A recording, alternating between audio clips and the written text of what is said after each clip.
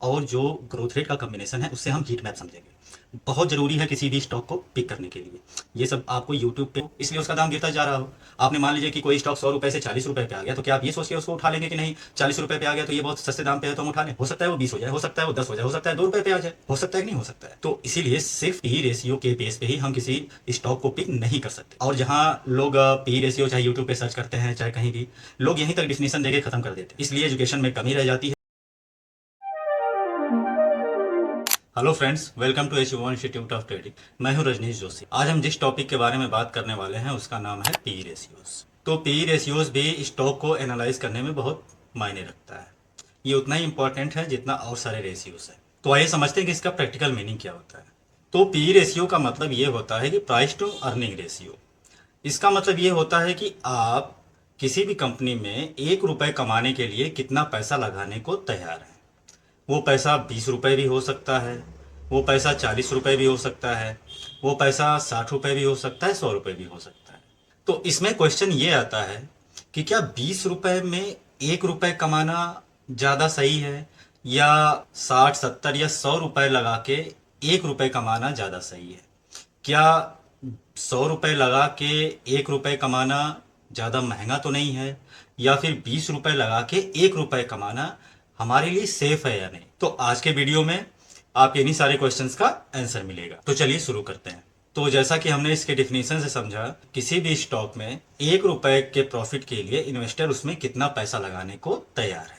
अब जैसे P ratio है, उसका फॉर्मूला ये होता है कि जो शेयर की करंट प्राइस चल रही है upon earning per share. Earning per share के बारे में हमने पिछले वीडियो में बात कर ली है। तो अगर मान लीजिए कि किसी शेयर का प्राइस 500 रुपीज़ है और ईपीएस जो है वो 25 रुपीज़ है, तो हमारा पी रेशियो कितना आ गया? 20 रुपीज़। इसका मतलब यह है कि उस पर्टिकुलर स्टॉक में इन्वेस्टर 1 रुपए प्रॉफिट के लिए 20 रुपए लगाने के लिए तैयार है। अगर पीई लो है, लो पी किसको समझते हैं?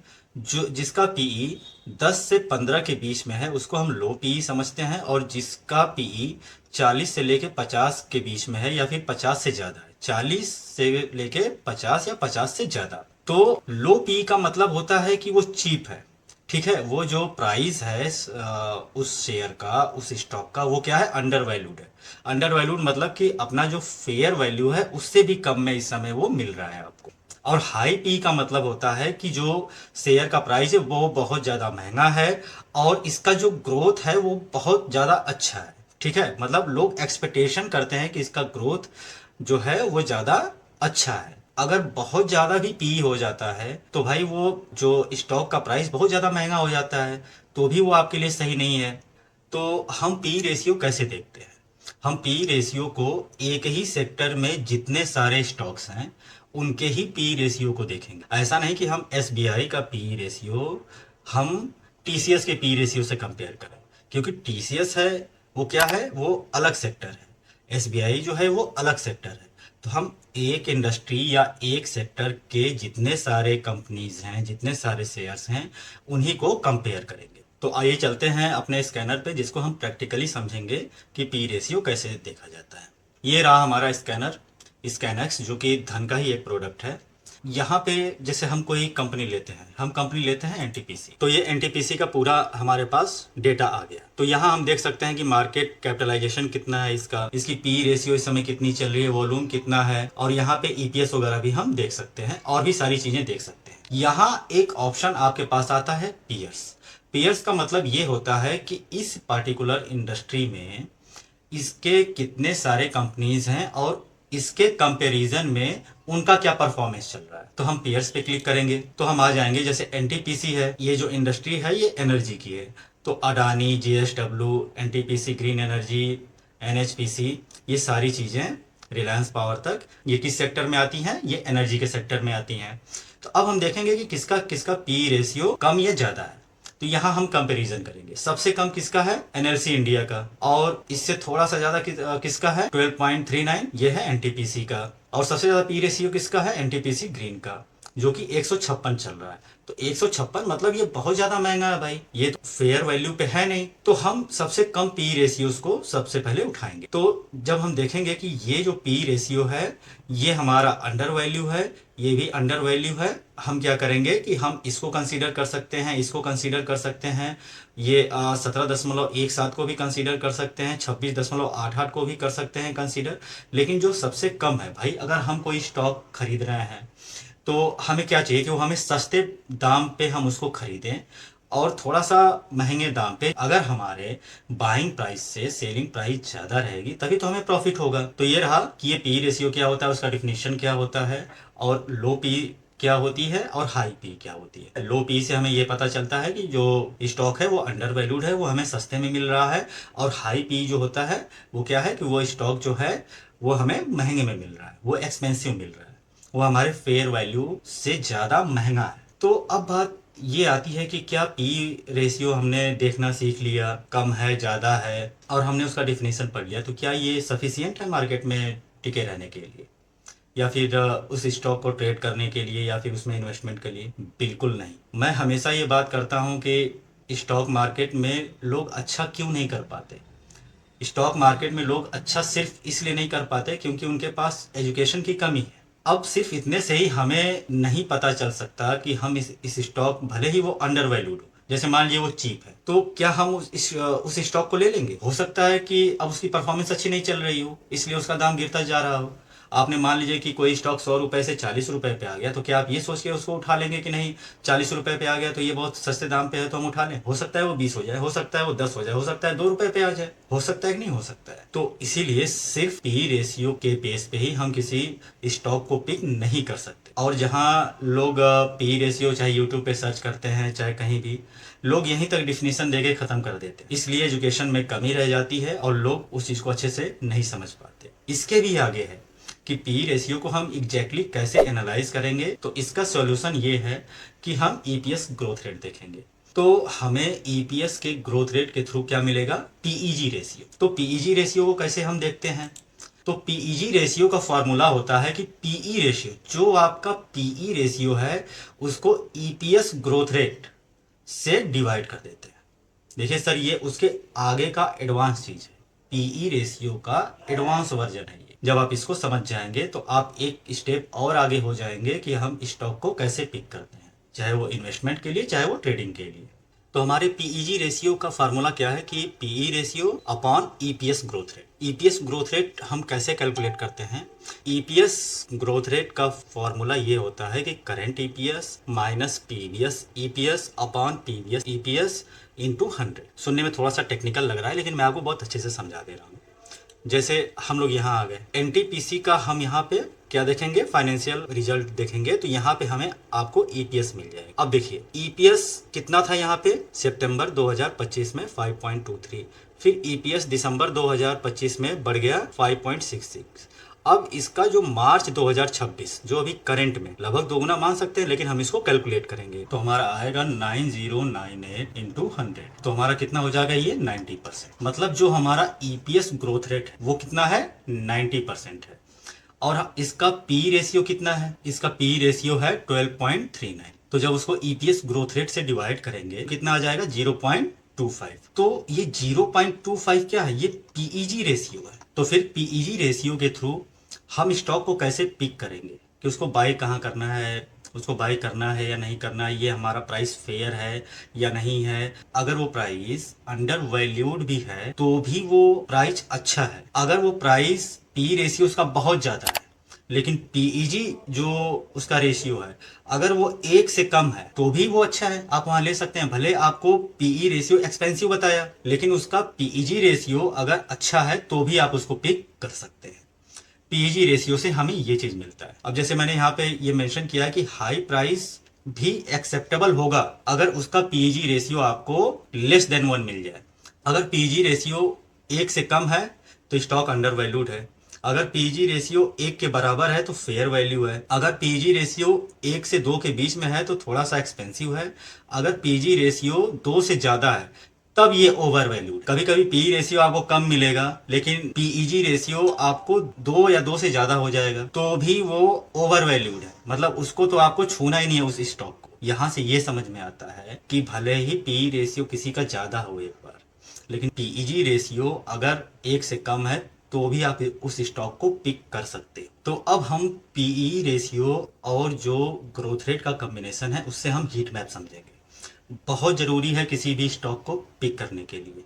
ये सब आपको यूट्यूब पे कहीं नहीं मिलेगा, आप पेड कोर्स भी ले लो तो भी नहीं मिलेगा। इन सब चीज़ों को आप समझो। अगर किसी कंपनी का पी रेशियो 10 है, मतलब क्या हो गया, वो अब पी रेशियो से पता चला वो चीप है, लेकिन ग्रोथ उसकी 5% है, तो पेग रेशियो कितना आ गया, तो इसका मतलब क्या हो गया कि इसको अवॉइड करना है। भले आपने पी रेशियो देखा 10 है, लेकिन पीईजी रेशियो आपका 2 है। देखिए एपीएस चीप सस्ता दिख रहा है, लेकिन ग्रोथ में कमी है, इसलिए ये क्या है, वैल्यू ट्रैप। वैल्यू ट्रैप का मतलब कि उसका दाम घटता ही जा रहा है, तो भाई पी रेशियो तो घटेगा ही। 100 से लेके 40 पे आ गया, आपने उठा लिया उस स्टॉक को, तो भी अब वो 20 पे ही चला जाएगा। आप उसको चीप समझ के जहां लेंगे वो उससे घटता ही जाएगा। अब पी रेशियो मान लीजिए कि 15 है, उसका ग्रोथ 15% है, तो उसका पेग रेशियो कितना हुआ, उसका पेग रेशियो हुआ 1। तो ये क्या है, एक फेयर वैल्यू है, ओके है, ले सकते हो आप, ठीक है। अगर किसी का पी रेशियो 20 है और ग्रोथ रेट 25 है, तो उसका पीईजी रेशियो कितना हो गया, 0.8। 0.8 का मतलब है कि अब ये 1 से कम हो गया, अब ये 1 अंडर वैल्यूड है और ये एक अच्छी अपॉर्चुनिटी है, तो आप यहाँ बिल्कुल बाय कीजिए उस स्टॉक को, ओके। अगर किसी का पी रेशियो 30 है, पी रेशियो बढ़ता जा रहा है, अब देखिए, लेकिन उसका ग्रोथ रेट क्या है, 10 है, तो उसका पीजी रेशियो कितना हो जाएगा, 3। अब ये बहुत एक्सपेंसिव है और जो ग्रोथ है वो भी स्लो है। देखिए यहाँ भी एक्सपेंसिव दिखा रहा है, ग्रोथ जो स्लो है, इसलिए इसका पीईजी रेशियो क्या है, 3 है, तो हम इसको क्या करेंगे, अवॉइड करेंगे। अगर किसी का पी रेशियो 40 है, यहाँ से दिखा दिया कि भाई बहुत महंगा है, आपने तो पी रेशियो 40 देख के वहीं एनालाइज कर लिया कि अरे यार, हमने तो पी रेशियो हमें बताया गया था, पढ़ाया गया था जो डिफिनीशन के हिसाब से कि जिसका ज़्यादा है वो तो महंगा होता है। लेकिन भाई अगर उसका ग्रोथ रेट आपका 50% है, तो भी तो 0.8 है, तो ये हाई पी भले ही है, लेकिन इसका हाइपर ग्रोथ है, फुल्ली जस्टिफाइड, आप इसको बिल्कुल बाय कीजिए सर। आगे बढ़ते हैं। किसी का पी रेशियो 50 है और उसका ग्रोथ रेट है 20। पी रेशियो भी बता दिया कि नहीं भाई ये ओवर वैल्यूड है, एक्सपेंसिव है, लेकिन ग्रोथ रेट अगर इसका 20% है, तो कितना आ गया, ये पीईजी रेशियो 2.5। अब ये ओवर वैल्यूड बिल्कुल है, रनिंग प्योर मार्केट हाइप। तो मार्केट हाइप का आप ये मतलब समझ सकते हैं कि वो सिर्फ न्यूज़ बेस पे चल रहा है, उसका एडवर्टीजमेंट सिर्फ किया जा रहा है बहुत ज़्यादा अच्छे से, और चाहे न्यूज़ ऐसा दिखाया जा रहा है, सिर्फ हाइप बनाया जा रहा है। तो इसका मतलब ये है कि आप उसको अवॉइड करेंगे। आपको इस चार्ट को बिल्कुल अच्छे से समझना है। पीजी रेशियो जिसका अच्छा है, हम उसी स्टॉक को पिक करेंगे, और ये जो सिग्नल्स होते हैं सर बहुत अच्छे होते हैं। हालांकि अभी हम इस सीरीज में आगे बढ़ते जाएंगे, बहुत सारी चीज़ें हैं समझने को, तो आपको कोई स्टॉक पिक करना या फिर उसमें ट्रेड करना फिर आपके लिए आसान हो जाएगा। और वो कैसे ट्रेड किया जाता है, जैसे मान लीजिए आप इन्वेस्टिंग करना चाह रहे हैं, आप उसको ले लीजिए एक अच्छे दाम पे। आप उसको स्विंग ट्रेड करना चाहते हैं तो एक स्विंग तक ले सकते हैं। अगर आप उसमें ऑप्शन करना चाहते हैं, उसमें एफएनओ एक्टिवेटेड है उस पर्टिकुलर स्टॉक में, तो आप उसका कॉल ले सकते हैं। ऑप्शन जो होता है वो उसमें ज़्यादा लीवरेज मिलता है, हम कम अमाउंट लगा के उस स्टॉक को पिक कर सकते हैं और एक अच्छा खासा प्रॉफिट ले सकते हैं। अब आते हैं एक एग्जाम्पल पे। मान लीजिए कि कोई कंपनी ए है, बी है और सी है। अब कंपनी ए का जो शेयर प्राइस है वो 500 है, ईपीएस 25 है, तो पीई रेशियो कितना हो गया, 20, और उसका ग्रोथ रेट है 25, तो पीईजी जो रेशियो है वो 0.8 है, इसलिए ये क्या हो गया, बेस्ट पिक। मतलब इस ऐसे स्टॉक को आपको उठा लेना है। अगर इस तरीके की कंडीशन हो, पीजी रेशियो 3 है, तो ये ओवर वैल्यूड है, इसको आपको टच नहीं करना है। अगर मान लीजिए कि शेयर प्राइस 800 है, ईपीएस 40 है, पी रेशियो 20 है, लेकिन ग्रोथ रेट सिर्फ 8 है, तो भी इसका पीजी रेशियो 2.5, तो ये क्या है, वैल्यू ट्रैप है सर। वैल्यू ट्रैप का क्या मतलब कि भले ही पी रेशियो कम है, आपको इसको चीप नहीं समझना है। चीप का मतलब ये नहीं होता है कि आप उसको ले ही लो।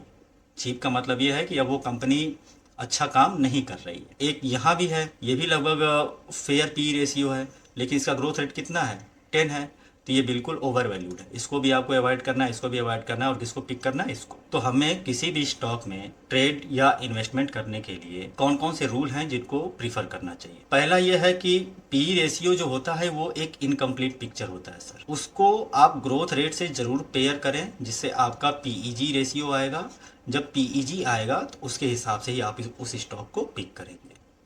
दूसरा, सबसे मैजिक नंबर आपको याद कर लेना है कि पीईजी जो होना चाहिए वो आपका 1 से कम होना चाहिए। पीई रेशियो चाहे जो भी हो, लेकिन अगर पीईजी रेशियो अगर आपका 1 से कम आ रहा है तो आप उस स्टॉक में काम कर सकते हैं। दूसरा, वैल्यू ट्रैप भले ही लो पीई है, इसका मतलब ये नहीं कि वो अच्छा है। कंपनी अगर जीरो ग्रोथ में है, चाहे उसका ग्रोथ रेट घटता ही जा रहा है, तो वो क्या है, एक ट्रैप है। मैंने क्या कहा, बहुत सारे कंपनीज हैं जिनका ग्रोथ रेट अच्छा नहीं रहा है, वो 100 रुपए से दो रुपए पे आ गई हैं सर। मैं तो अभी कम ही बता रहा हूँ, 1000 रुपए से 50 रुपए पे आ गई हैं। लोग ये समझते गए कि अरे 200 आ गया, अब ये बहुत अच्छा प्राइस है, यहाँ से तो जाएगा। ये कैसे जाएगा भाई, जब वो एक ट्रैप में आ गया। अच्छा, सेक्टर्स, हमें हमेशा कोई भी जो पीई रेशियो देखना है वो एक सेक्टर के ही पीयर्स को देखना है। आप एनर्जी का बैंक के साथ कंपेयर नहीं कर सकते।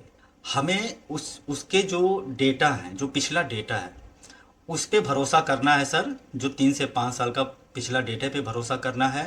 फ्यूचर में कंपनी क्या प्रॉमिस कर रही है, इस पे भरोसा नहीं करना है। कंपनी क्या प्रॉमिस कर रही है इन द सेंस कि न्यूज़ में क्या आ रहा है कि कंपनी के साथ ये होने वाला है, वो होने वाला है, नहीं। जो पास्ट का डेटा है, हमको उस पे ही काम करना है। और अक्सर ऐसा भी देखा गया है कि न्यूज़ बेस्ड जो जो लोग स्टॉक को पिक करते हैं, वो सर हमेशा सही नहीं रहता है। आप यहाँ मार्केट सीख रहे हो, market is a business on your own desk.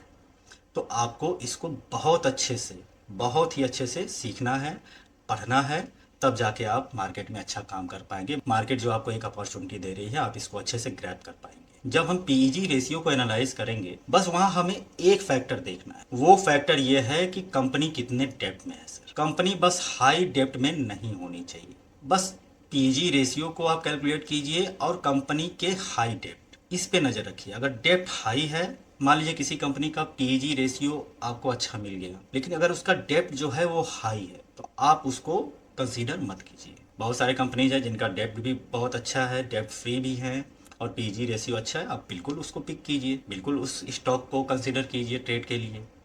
लेकिन आपको हाई डेप्थ पे बिल्कुल ध्यान देना है। उम्मीद है आपको ये सेशन अच्छा लगा होगा, यहाँ से बहुत कुछ सीखने को मिला होगा। अगर आपको ये सेशन अच्छा लगा, ये वीडियो अच्छा लगा, तो इस वीडियो को लाइक कीजिएगा। जो भी आपके क्वेश्चंस हैं वो कमेंट में ज़रूर पूछिएगा, मैं आपके सारे क्वेश्चंस का जवाब दूंगा। तो ऐसे ही इन्फॉर्मेटिव और लर्निंग वीडियो देखने के लिए आप हमारे यूट्यूब चैनल को सब्सक्राइब कर लीजिए, और हमारे इंस्टाग्राम हैंडल को भी फॉलो कर लीजिए, जिसका लिंक हम डिस्क्रिप्शन में दे देंगे। तो फिर मिलते हैं इस सीरीज के अगले वीडियो में। Thank you very much.